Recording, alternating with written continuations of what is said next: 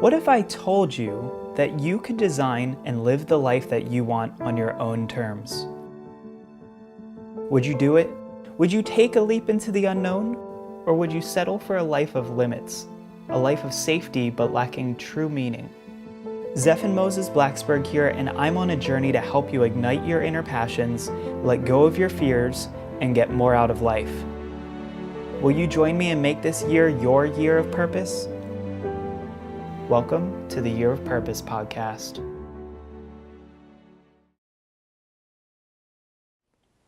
Year of Purpose podcast, what's happening? This is Zephin, and I have a lot of energy today. I've got a buddy here with me, but I had like a medium or a large coffee that I just chugged before getting on this because I'm doing a lot of podcast recordings today. So I'm happy to be here. I'm having a really great morning, even though outside here it's a little bit rainy. I had my friend Jon, and basically we met in a little bit of an unorthodox way compared to how I meet a lot of the people I bring on the podcast. So about a week and a half ago, I went to this conference in Las Vegas, National Association of Broadcasters. And at the same time, New Media Expo was happening. And I went over to their side of the convention center. I walked in, I saw this poster for a conference that I'm going to in July. Jon had it up in his booth, and we started chatting, and we realized that we really needed to talk. And had to share his story with you guys. So I'm going to have him here in a minute tell everybody about that. But this just goes to show you that you never know where you're going to be when you meet somebody who could change your life, you could change their life. So just being open to that and all ideas, and not being afraid to walk up to a random stranger and saying, hey, what's that about? Because that's exactly what I did with you. So Jon, thanks for being here today. You've got a really cool story. You're doing a lot of interesting stuff right now. How about we start with, I think one of the first things you told me is like you left your job behind and just went to a different country. Is that right? Yep. Well, yeah. So my story basically starts a long time ago, but I'll just tell you the brief version. So essentially during college, during the summers, I went off and I did an absolutely insane thing. I went and knocked on doors and I sold books, educational books for kids, from babies all the way through till SAT, ACT prep material, and it came with software and stuff. So I did that for 5 summers, and I knocked on about 20,000 doors, and I worked 80-hour weeks, and then by the end of my career, I was working about 100-hour weeks. And after 5 years of that, I was exhausted. I was tired. I was like leading an organization, and I was just like, I can't do this anymore. And I read Tim Ferriss's 4-Hour Workweek. And I had read it before, but it didn't really click with me. I didn't really think, oh, wow, I can do that. And when I read it a second time, it clicked. And I was just like, I can do this. I can make this happen. And yeah, so I went back to Tallahassee. I went to Florida State University. And so I went to Tallahassee, and I sold 90% of my possessions, and I bought a one-way ticket to Peru. And I had no idea how I was going to make money. I had no idea. I didn't have a lot of money saved up, and I didn't know what I was going to do. I didn't speak Spanish. I bought a little Spanish dictionary, and I just went there, and I started actually selling gigs on Fiverr, and then things just took off from there. But it was quite a challenge. It was quite a risk that I took. Absolutely. So for everybody listening, Fiverr.com, Fiverr.com is a place where you can basically get anything for $5, from graphic design work to help with your website, all sorts of stuff. Audio editing, if you guys run a podcast, there's some really neat things out there. And Jon has some cool stuff we're going to talk about in a minute. But why Peru? Like, what was your calling to pick that over, anywhere else, or even staying locally? Well, ayahuasca was one of the big reasons. Do you know what ayahuasca is? No, what's that? So ayahuasca is a drink. It's a tea that the shamans in the Amazon jungle make out of a root and then a plant. And essentially when you drink it, then it induces hallucinations for 6 to 8 hours. And they've been using it for thousands of years in the jungle as sort of a spiritual connector, as a purgative. It has a number of large medical uses. It has a number of unexplored things, and it's very it's really it's kind of on the fringe of what people know about. You know, like people are starting to open up their minds about alternative medicines and things like that. And it's it was something that I wanted to experience. And so that was one of the big reasons why I wanted to go there. And so one of the first things I did when I got there was I actually found a shaman and I went into the jungle to live in the jungle for 6 days and did 3 ayahuasca ceremonies while I was there. Wow. Yeah. So Surgeon General's warning here real quick. Yeah. Not everyone has to do this, but this was your particular experience. So let's see what we could draw out of it, because I'm sure that you had quite the experience. You probably learned a lot of things that you pulled away from that. I've told a couple people now about my experience in the float tank, which is kind of a way to induce hallucinations, in a much I guess safer environment. We don't really have a lot of medical background on this yet, but it sounds like having these types of experiences is really beneficial to our lives and just kind of figuring out where we're going. So you did 3 ceremonies? I did 3 ceremonies, and I actually wrote a 6,000 word blog post about it as soon as I got out of the jungle. It was one of the most difficult experiences of my life. It was weird, man. I mean, I was living in the jungle, so I was living in a hut that wasn't even completely finished when I got there. Yeah. And we would go fishing for piranha and then eat those piranha. And you eat a very special diet. You can't eat like any red meat, spicy food, sugar, salt, yeast, anything like that for 6 days before. Wow. And then during the entire time there too. So very strict diet. Like most I was eating like cucumbers and cucumbers and tomatoes, and then piranha that I had caught. Wow. And it was really eye-opening, to see people living there, and that's their life. Like that's just the way they live. And for me, after I leave, I go back and I get to sleep in a hotel and I get to eat at restaurants again. And I got a milkshake, was one of the first things I did when I left the jungle. And it really made me grateful for all the things that I have and all the things that I've taken for granted, like a warm bed and not having to sleep with a mosquito net over me, and food on demand and clean water and a shower. I bathed in a river. Yeah. I just had a bucket and a river, and I would dump water on my head. And now, do you, just for my own curiosity, do you get to remember and retain most of the information, or at least the experience from doing this? Yeah, you do. So this is not something like it just happens and, like we always forget dreams after we wake up. Sometimes you can remember little details here and there, but you actually, it's kind of like a daydream and you can remember the whole thing? Yeah, it's really interesting because the active chemical in ayahuasca is DMT, which is a little molecule that your brain actually already produces in minute amounts. And scientists don't really know what it does yet, but they do know that it's produced in your brain and it releases when you dream. So it's a very interesting chemical that really hasn't been studied a lot yet, and but it definitely should be. Very cool, very cool. So what type of experiences did you get out of this? I always tell people in my float tank experience, I got to basically see my 5-6-year-old self, my inner child, and ask him all these questions. What sort of things did you get to see or experience? Well, the first thing that you experience is called the Purge. Okay. And that's not pleasant. Typically experiences include puking and pooping and sweating and shaking, and it's a very cathartic experience. You get a lot of things. Like I felt like I was puking up snakes. Like it didn't feel like it was vomit coming out of me. It felt like it was like something else just coming out of me. Wow. And immediately after and ever since then, I've felt very much more present. And I do a lot of things. I just did a 10-day meditation retreat a couple months ago in 10-day silent meditation retreat in California.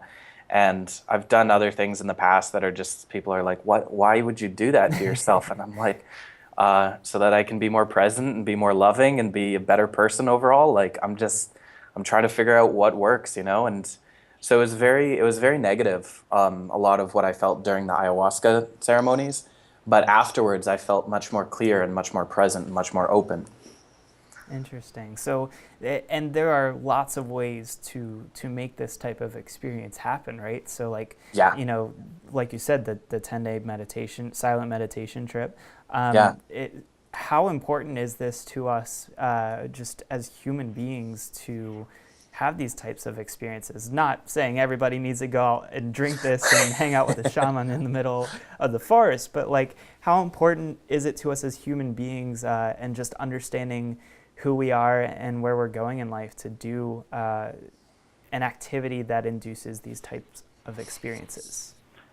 I think it's the most important thing. I mean, if your goal as a human isn't to become a better human in general, then what is it? Like, what is the purpose of your life if it's not to grow and to be better? And, a lot of people will attribute growth or equate growth with things like, financial success or having a bigger car, having a better house, having a hotter wife, whatever. And all that stuff to me is like that's temporary, that changes. Like the only thing that matters is who I become and who I am and what I do. And that to me is everything. It's just focusing on that and becoming better and being able to, serve the world better and do greater things and really leave a legacy of good and positivity, and not just when I die, people like I was a philosophy major in university, so I've thought about death a lot, and and it's basically comes down to, for me, I just think about what do I want people to say at my funeral.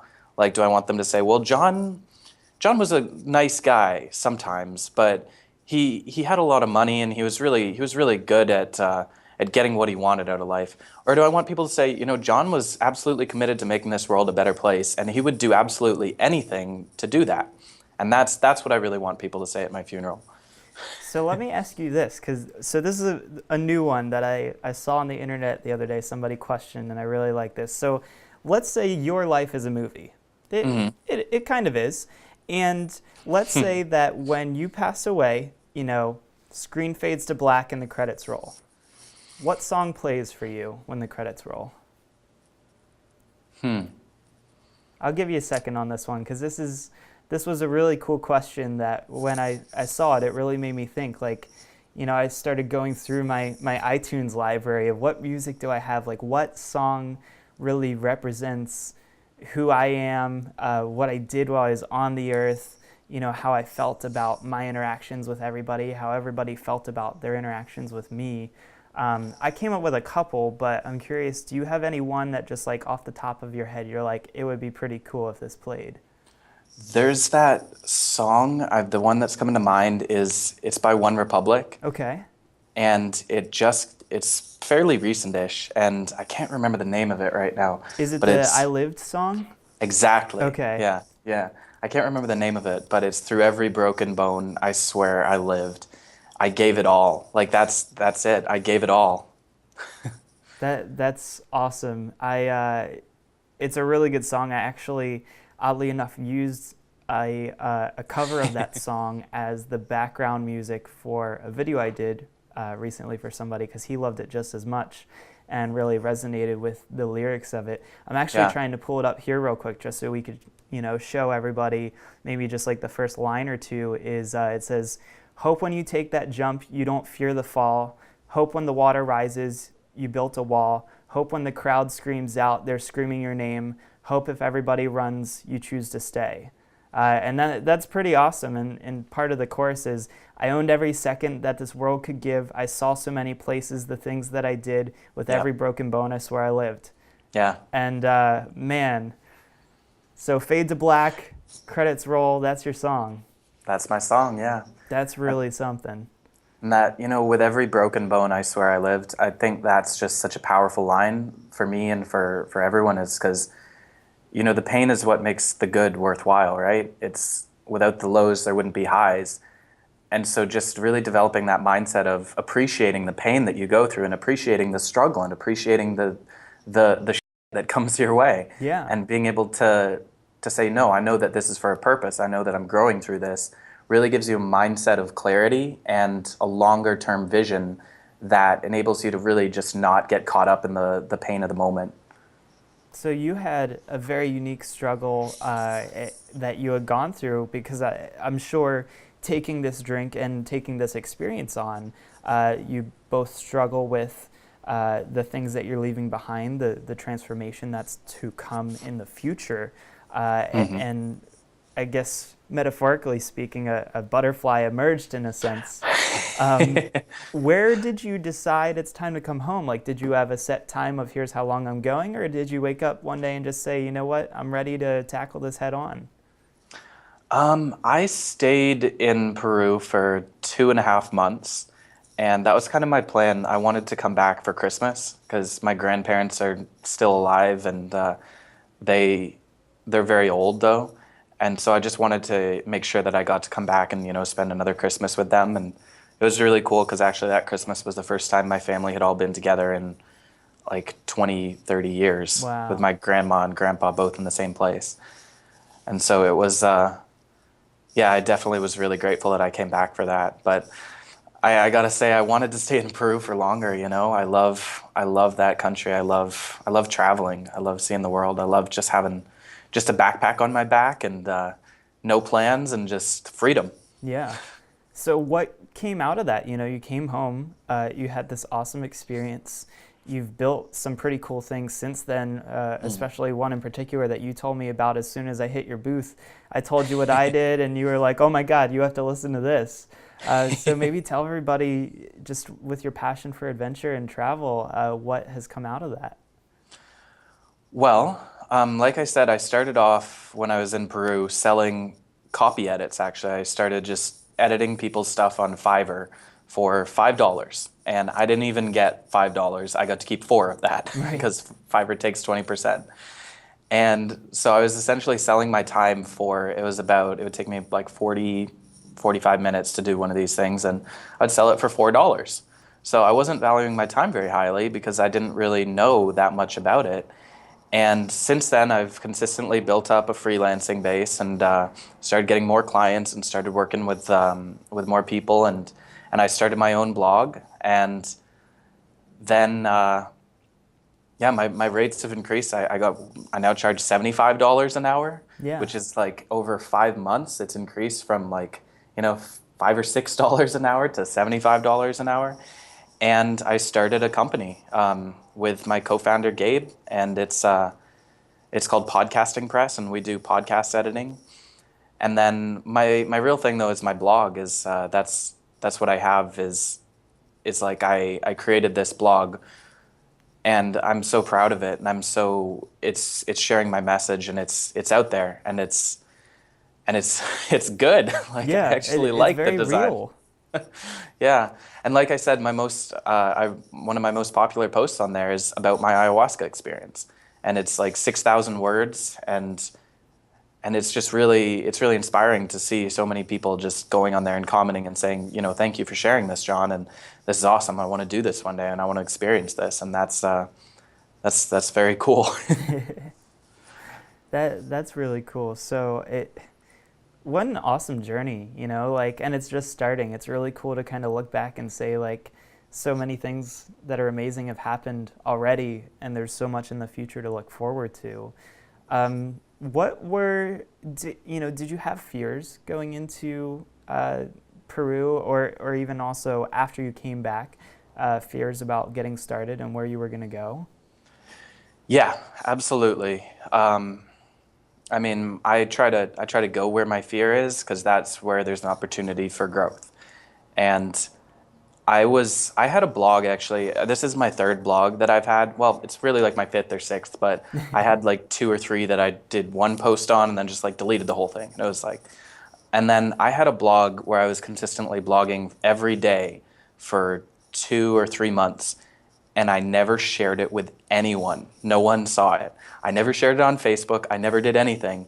And I was telling people, I would tell a couple people about it, and then one day I shared it. I had a coach, and she was like, Jon, so what are you going to do today to move your life forward? And I was like, she didn't even know about my blog. I was like, well, I have this blog that I've been doing. And she's like, oh, I've never heard of this. Why haven't you shared it? And I was like, well, I don't know if I have the authority to talk about what I'm talking about. It was really all over the place and unfocused. And then it was just fear. And I was afraid of putting my content out there and being judged and people saying, who do you think you are to talk about stuff? You don't have the authority to talk about this. And when I shared it, all I got was likes and people commenting saying, this is awesome, keep this up, thank you.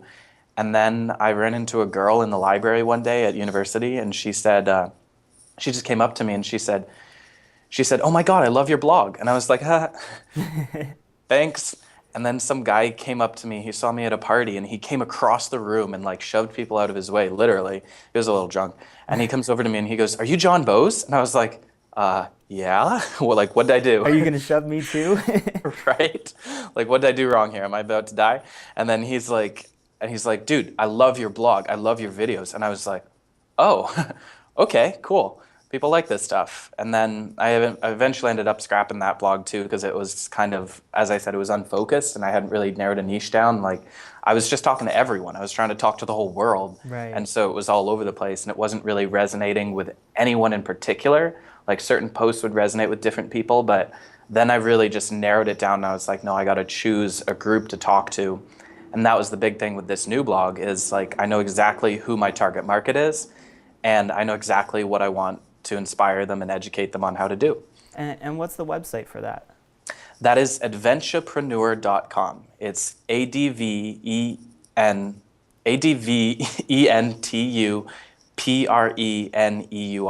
It's like adventurepreneur. Without the RE. So Adventupreneur? Yeah. Adventupreneur. Cool. Yeah. Awesome. We will make sure to have that in the show notes for people listening, because it's not the easiest to spell, but you can click a link and we'll make it way easier for you guys to go check that out. Yeah. That's really cool. I think I'm just going to buy all the other domain names, Adventurepreneur, and just redirect them all to my blog, because people are constantly misspelling it. It's super easy to do now anyway, so that would definitely help. So you have this podcast editing service. Yes. You do some copywriting and things like that. Yeah. There's a bunch of different people listening. I know a couple in particular actually who are starting businesses and things like that. How do these types of services help them? Like, how could they best take advantage of that? Because a lot of them are probably in the same mindset of, who am I to be this authority to do these types of things? You know, they're entering a world where maybe they know nothing about, but they really have an interest for it.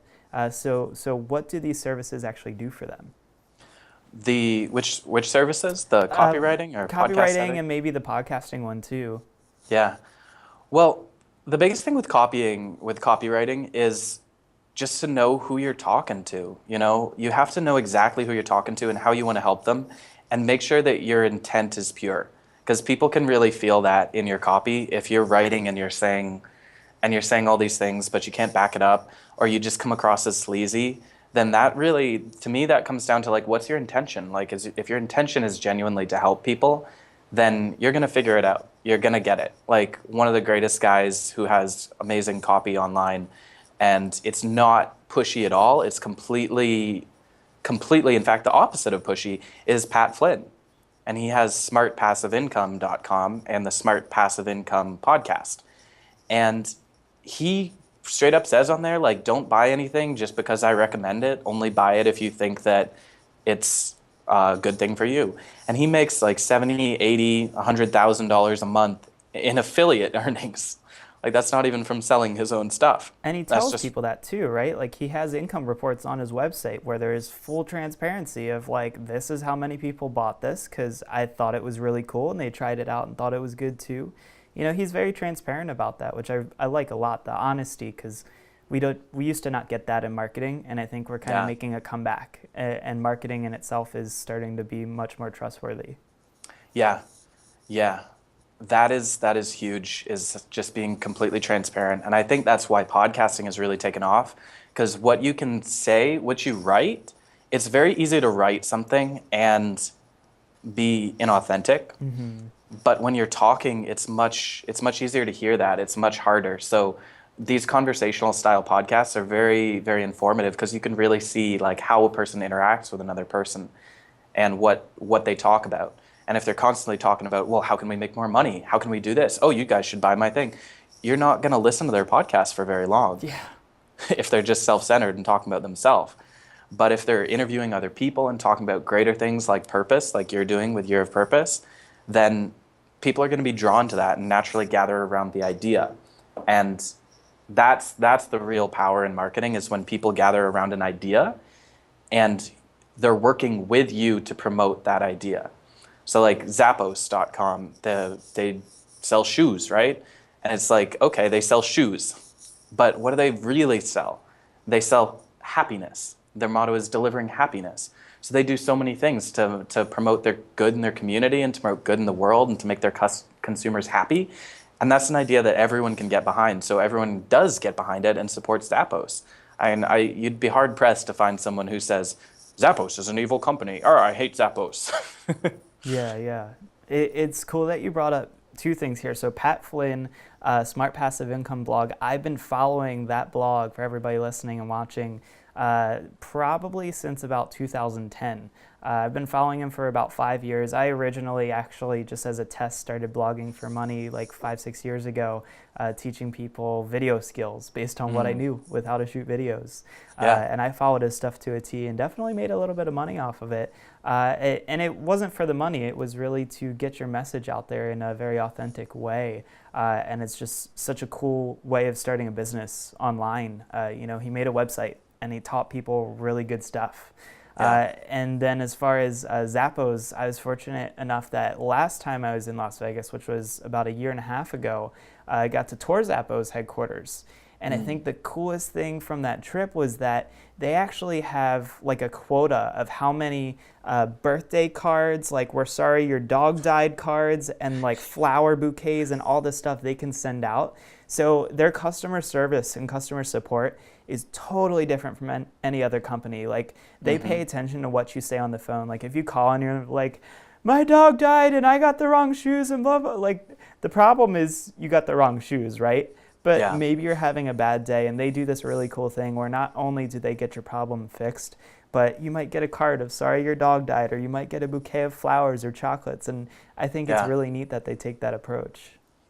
Yeah, it's really interesting too, because every employee there has to spend time in the customer service department on the phone with people. And in most call centers have like a, how fast can we get this person off the phone and on to the next person, right? So they aim for the shortest amount of time possible. Zappos has nothing like that. In fact, they keep track of the longest amount of time someone spent on the phone with a customer. I think it's like 8 hours that someone spent talking to someone on the phone about their order of shoes.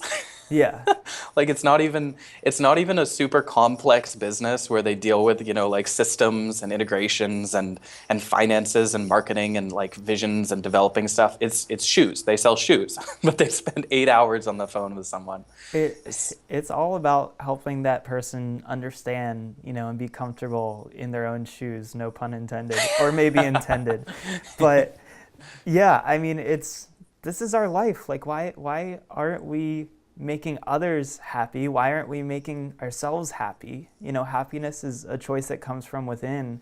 Maybe to round this out, let's just talk about meaning and purpose in your life. What are some of the things that you're doing to, keep yourself leveled out? Obviously, you mentioned that 10-day silent meditation retreat, which sounds really cool. One that I've heard about is called Camp Grounded, where you go to this, I think it's a weekend retreat, but you change your name. So you like go in with a fake name, and you can't talk about anything about like who you were outside of this place. And it's like summer camp for adults. And you just get to like embrace this inner child that you have, and you finger paint and play instruments and do cool stuff.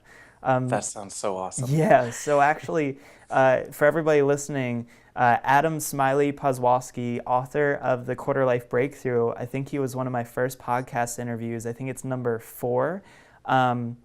I got to meet him in San Francisco, and he goes to these retreats and highly recommends them. But what are some of the things that you're doing just to, I guess it's not so easy to just wander into the forest and start hanging out with shamans like every month, but like how do you keep yourself just leveled out, and how do you approach obstacles when they come up? With a vigor. That's how I approach obstacles. Ryan Holiday actually wrote a really great book called The Obstacle is the Way. I have that book on my shelf. It's pretty awesome. And like I said, I studied philosophy in university, and one of my favorite philosophers is Marcus Aurelius, who was an emperor of Rome. And he was also a Stoic. So a Stoic philosophy is essentially that the most important thing in any situation is to keep your inner peace. And this is kind of a philosophy that a lot of different religions or philosophies or beliefs espouse also. Is, like Zen Buddhists are like, always stay centered and grounded in the moment. Like, don't let anything be too great or too bad. Like, it's just keep your center, essentially.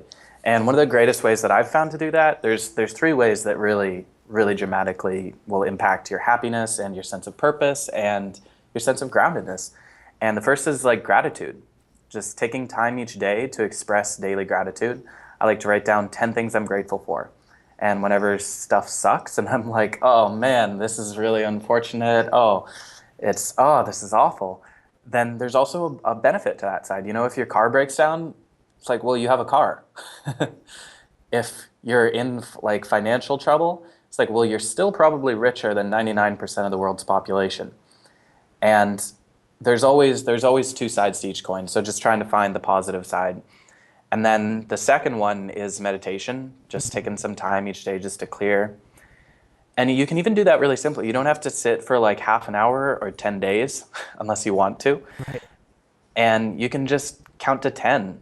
Like, just stop and just count your breaths to 10 whenever you're feeling upset. And it just brings you back to that moment and kind of gives you some perspective that you didn't have before.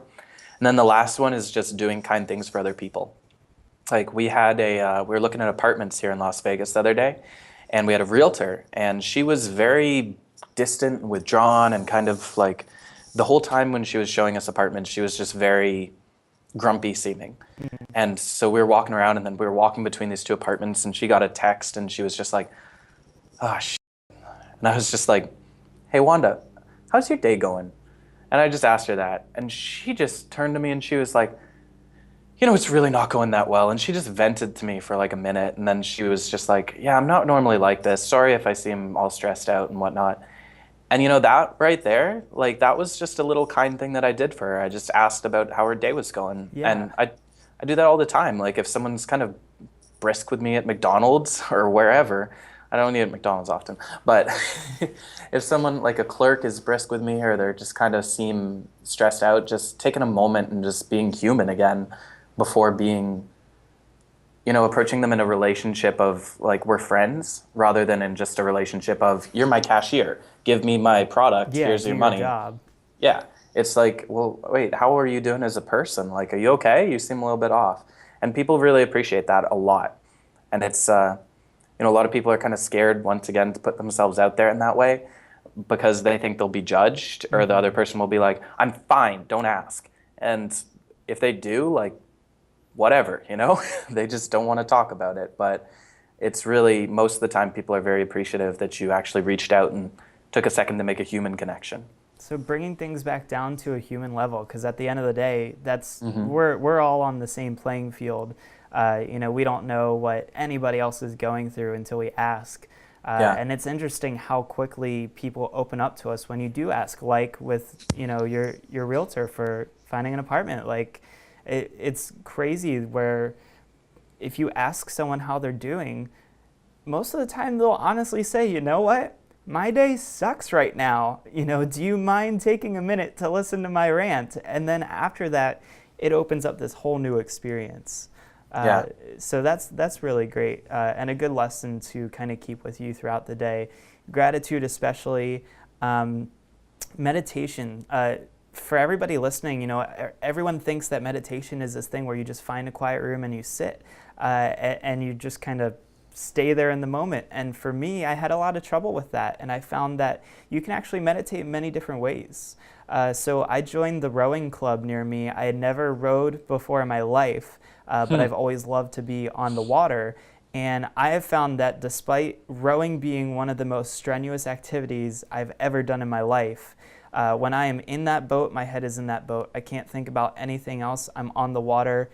A lot of the times I just close my eyes, my body is using every muscle that I have, but to hear the splash of the water in a very rhythmic way and to just be there in that moment with other people, and especially when you have to focus on balancing the boat so you don't tip over, it's actually very meditative in a very melodic way. So just for everybody listening in, meditation doesn't have to be what you think it is. You might find it in many other places. Yeah, absolutely. It's that's something that we miss out on a lot in our modern society, where we go home to our little boxes and we just kind of like sit and watch TV and then go to bed and get up the next day and go to work and then come home again and do the same, like rinse and repeat. Is that kind of connection with other people by doing something repetitively. Like, when we lived in tribes, we used to have dances and people would beat drums for hours on end and people would dance around fires, and just that's a form of meditation too. And like yoga, things like that are just all forms of meditation, just taking some time to be centered and grounded, whatever it is. It couldn't be different for absolutely every person. I've never heard of rowing before as a meditation experience, but it probably isn't for a lot of people, but I just to throw it out there, you might find meditation where you least expect it. So, you might find connection. Yeah, it's been really cool chatting with you today. I'd love to continue this again, but real quick, where are some places for people to keep track? I know you said the websites before, but just want to make sure people can keep track of where you are, what your services are, and to follow your blog and on social media. So what you got? Well, the blog is adventupreneur.com, and I spelled that before, and then I'm sure you'll link to it in the show notes or whatever. And then the podcast editing website is podcastingpress.com. And that's the only podcast editing service for under $100 a month. So it makes professional podcast editing affordable for anyone, even just the hobbyist, which is really cool. And then, if you need some copywriting or marketing strategy, my website is just jonbowes.com. And that's pretty simple. Awesome. So those are the 3 places to find me. Good deal. Well, hey, it's been great chatting with you again. I'd love to, catch up, maybe in 6 months and see where you're at and what you're doing and how things have grown and what your experiences are, since this moment in time, and ask you how you're doing. Absolutely, Zephan. Thanks for having me on here, man. I appreciate it. Absolutely. So thank you all for listening today. Just for everybody listening and watching, we do put this podcast out in a number of places. We are on Stitcher Radio for our Android friends. We're on iTunes for our Apple-friendly friends. We also put this out on YouTube, and you can check out our Facebook, www.facebook.com/yearofpurpose. We have a website, we have social media, everything. So definitely look out for us. Just so you know, it helps us out big time when you guys leave a review for the podcast, letting us know how much you liked it. And even if you didn't like it, I want you to tell us why, because for the most part, we try to share a bunch of different topics, but if there's something that you haven't heard that you would love to hear, I want to hear that feedback. So I appreciate you for listening. Jon, I appreciate you for spending some time with me, and we'll see you next time. Thanks, Zephan. You've probably heard me talk about designing a life that you actually want to live. You might have even heard about my travels or experiences and thought to yourself, yeah, I do want to do that. Eventually, someday I'll probably do it. And my guess is that you've been thinking about doing it for a long time. So I want to tell you this. Stop thinking. Your time is right now. You don't need any more time. You don't need any more info. You don't need to keep putting it off and planning for the perfect time, because the truth of the matter is this. You could be the person who sits around and thinks about living a better life, or you can be the person that decides that today is the day that you're going to actually do it, and I want that for you. Because you already have what it takes. You've got a fire inside. Even if you can't see it right now, it's lit, but you need to open yourself up to the possibilities and throw a couple logs into the flames. So join me and the Year of Purpose tribe by subscribing to our YouTube channel and iTunes podcast. And if you really like us, please leave a review. This is Zephan Moses Blacksburg, and I can't wait to see you again on the Year of Purpose podcast.